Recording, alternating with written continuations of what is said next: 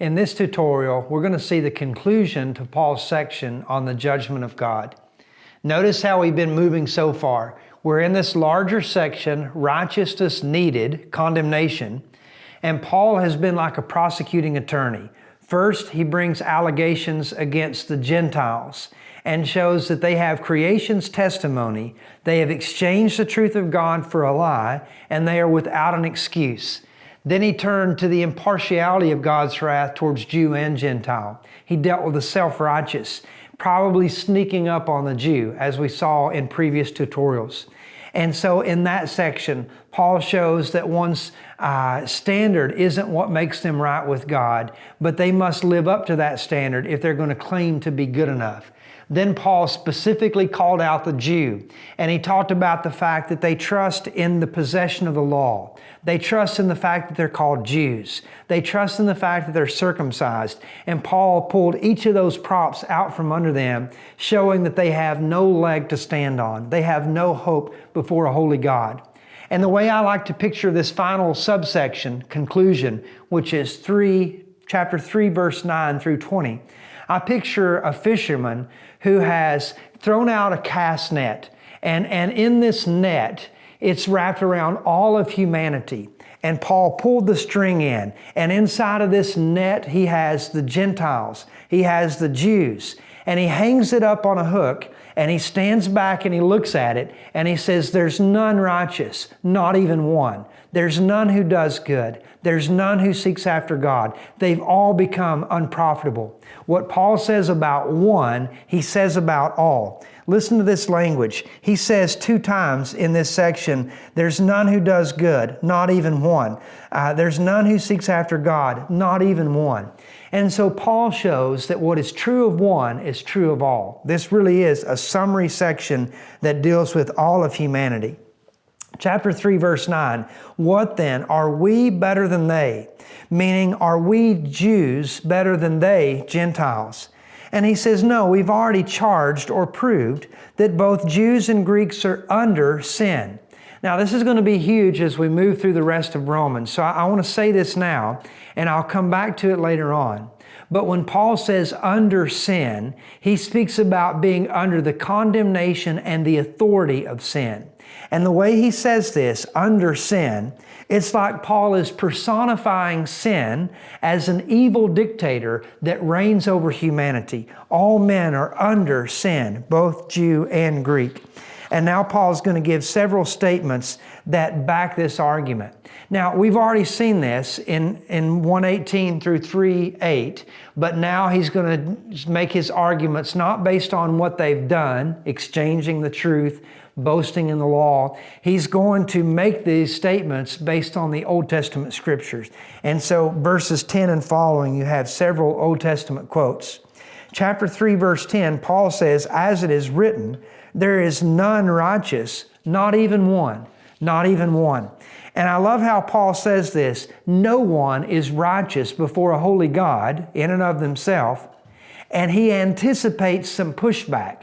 And so there's none righteous, not even one. Just in case we were wondering, not even one. There's no one who deserves God's salvation. We are all sinners. In fact, catch this too. Remember how we began the condemnation section in Romans 1:18. Paul says God's wrath is revealed against all unrighteousness. So God's wrath is targeted towards unrighteousness. And that's a problem because he says there's none righteous, not even one. Everyone is an object of the wrath of God. He goes on to say in verse 11 that there's no one who understands. There's none who seeks for God. When he says there's no one who understands, it's similar to what Paul said in Corinthians when he says the world through its wisdom did not come to know God. No one is going to reason their way into heaven. It's going to take a response to God's divine revelation or no one can be saved. There's none who understands. There's none who seeks for God, verse 11. A lot of times people have trouble with this verse because doesn't it seem like people seek God? And I think we could say that people seek answers to nagging questions like where did we come from and why are we here and what happens after we die. People seek answers to questions. People seek to lay their fears to rest. They want to have a sense of well-being because this recognition that something is wrong. And we've already seen this in Romans, that the conscience of man tells us that there is something wrong, that we're not living up even to our own standard. And so people seek to allay their fears. But people are not, based on the authority of God's Word, they are not seeking God. They are not seeking Him. But the irony of it all is that God is seeking those who are not seeking Him. And so there's none who seeks for God. Verse 12, he says, they've all turned aside. Together they have become useless or unprofitable.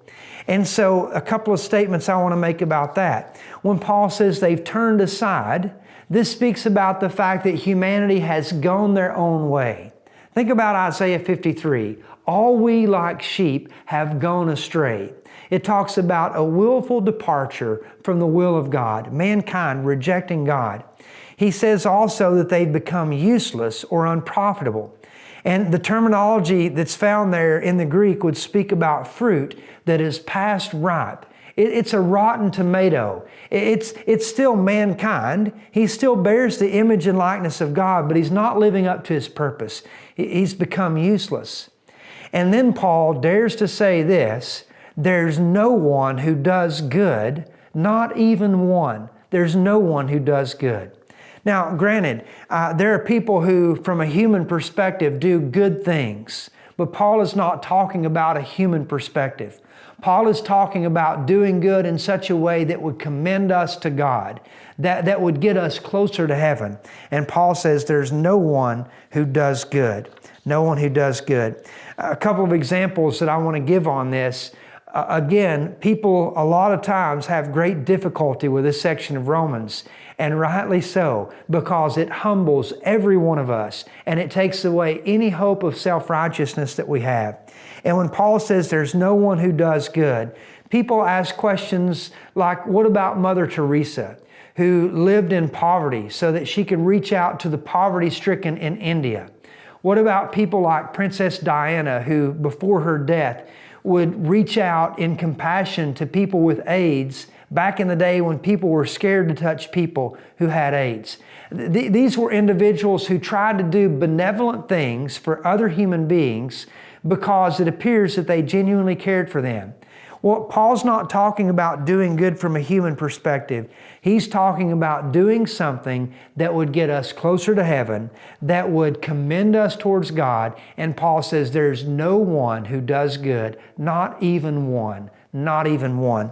And what Paul is doing by making these statements is leveling the playing field and showing that we are all helpless, hopeless sinners before a holy God. And if God doesn't, in grace, provide salvation, then no one can be saved. No one can be saved.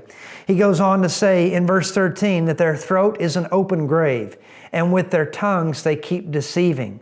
The poison of asps or poisonous snakes is under their lips. And so, just like a grave would defile a Jew, Paul says that humanity is filled with defilement. With their tongues they keep deceiving. And you know this, but why is it with man's tongue that he deceives? It's because out of the abundance of the heart, the mouth speaks. That our tongues are deceitful because our hearts are deceitful. In fact, Paul goes on to say that their mouth is full of cursing and bitterness. Their feet are swift to shed blood, and destruction and misery are in their paths. The path of peace they have not known, and there is no fear of God before their eyes. This is a scathing estimation of humanity, but it's true. And again, this is humbling for all of humanity. We're in no position to go declare the gospel of God's grace until we've come to grips with this ourselves. It's humbling, but it's necessary to realize that as believers, our only standing before God is what Christ has done for us. And therefore, Paul levels the playing field so that he can unify the church in Rome with these facts. Again, Paul says destruction and misery are in their paths. I've visited areas where tornadoes have gone through the United States. And it's incredible to see the damage. Wherever the tornado goes, it leaves behind a trail of destruction. And that's how humanity is. Wherever we go, we leave wreckage in our path. We hurt other people because we are sinners and we need a Savior. Well, verse 19, Paul says, we know that whatever the law speaks, it speaks to those who are under the law. Paul has already shown that all of humanity is under sin, and we've looked at that in verses 9 through 18. And now he's going to show that all of humanity is guilty before God. To come back to that phrase, under sin, why is it that people hurt other people? Why is it that their feet are swift to shed blood? It's because they're sinners. They're under sin. We sin because we're sinners. We don't become sinners by sinning. We sin because we're sinners. And now Paul shows universal guilt before God in verses 19 and 20. He says, whatever the law says, it says to those who are under the law. Let's pause there for a second. Who is it that was under the law? It was the Jew. And whatever the law says, it speaks to those people, to the Jews. And here's the interesting twist. Whatever the law says, it says to those under the law, so that every mouth may be closed and all the world guilty or accountable before God. How can all the world be liable to judgment because the Jew didn't live up to the law? Well, think of it this way. If a farmer wants to plant a field, if he's concerned whether or not his ground is good enough to raise crops, he doesn't sow seed in the entire field. He plants some seeds in the corner of the field to test the ground. Think of it another way. If someone enters a dessert into a cooking contest, the judges don't eat the entire cake to give it the blue ribbon. They just eat a portion of it, and they make a judgment based on that. God gave His law to the Jews. He gave them prophets to warn them. He placed them in their own land and He blessed them. And if the Jew couldn't live up to the law, then by reason of argument, no one else could live up to the law. And so because of the Jews' failure, it says that all the world is guilty before God and every mouth is closed. He goes on to say this is true because by the works of the law, by doing good, no flesh, no humanity will be justified in God's sight. Through the law comes the knowledge of sin. And so the law was given to show that no one can measure up to God's standard and that mankind's only hope is grace. Well, let's get a little summary and conclusion here on this entire section of condemnation. What I want you to see, first of all, is that man will never welcome grace until they see that grace is their only hope. Paul is ruthless and aggressive in showing the condemnation of all humanity, but he does it for a reason. He wants to silence every mouth so that no one is offering excuses as to why they're right with God apart from grace. God silences every mouth. And so men will never welcome grace until they see that grace is their only hope. Paul takes them there. I think that's a wonderful thing for us to consider when sharing God's truth with others. That the good news is good news precisely because the bad news is very bad. Secondly, not only do men do bad things, but men are bad.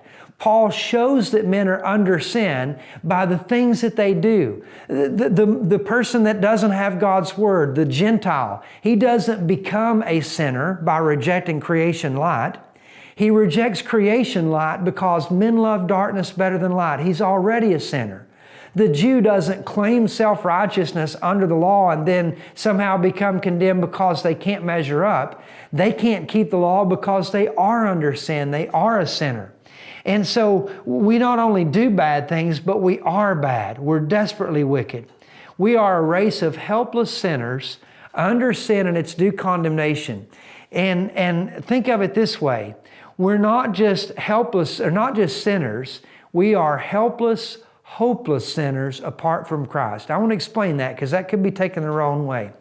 We are helpless sinners because there's no one of us out of Adam's race who can fix his own problem. We are sinners and we can't get out of this mess. And we are hopeless in the sense of no other human being can get us out of this as far as Adam's race goes. It's going to take help from the outside. It's going to take a Savior. And so we are helpless, hopeless sinners. We are under God's wrath, and rightfully so. The wrath of God is against all unrighteousness of men, and there's none righteous. Every avenue of escape has been closed shut. The Gentile can't hide under the cloak of saying, I didn't know. Paul said, no, you had creation light. The Jew can't hide beneath the law of Moses, hide beneath his Jewishness, hide beneath his circumcision. Every avenue of escape, Paul has closed that shut. Mankind cannot produce his own righteousness, and God's wrath is against all unrighteousness. And so every hope that man had has been taken away. You see what Paul has done here? He has literally silenced every mouth and shown all the world guilty before God. Mankind in and of himself is hopelessly, helplessly lost. What is he going to do? And apart from God's intervention, there's nothing that we can do. Mankind has no claim on God, and God is under no obligation whatsoever towards mankind. God doesn't owe us anything. Yet if anyone acts, it must be God. This is the most desperate situation that is seen in Scripture. When I think about desperate situations in Scripture, I think about Israel on the banks of the Red Sea with Pharaoh's army behind them. Unless God intervenes, they have no chance. This is even worse than Israel on the banks of the Red Sea. So here's a question I want you to consider. Why does Paul say these things to believers? We've been in this condemnation section, and we might forget Paul is talking to believers. So why would he say all this to them? Well, it lays a theological basis for his later appeal for unity among the believers. The Jews can't see themselves as superior to the Gentile believers because they were all helplessly lost before God until God intervened through Christ. Also, notice this though, that the gospel not only speaks to the penalty of sin, condemnation, it also speaks to the authority of sin in the believer's life. And we're going to need that as we move in to Romans 6 through 8 later on. Well, what does this have to do with you? You might be asking that question. Well, first of all, you should never conclude that you must give God a reason to love you because you never gave Him a reason to love you in the first place. When we really realize the depth of our hopeless condition apart from Christ, it ultimately will magnify the love of God when we realize He did not first love us because we did something good. He loved us because He Himself is love. We never gave Him a reason to love us in the first place. Also, you should stop looking for good in yourself because there is none.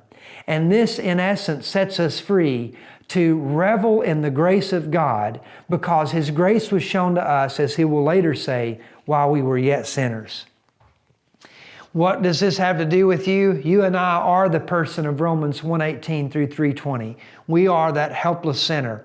We had a twofold problem, being under sin's condemnation and authority, and we were powerless to do anything about it. Wait till you see what God did, and we'll pick that up in our next tutorial.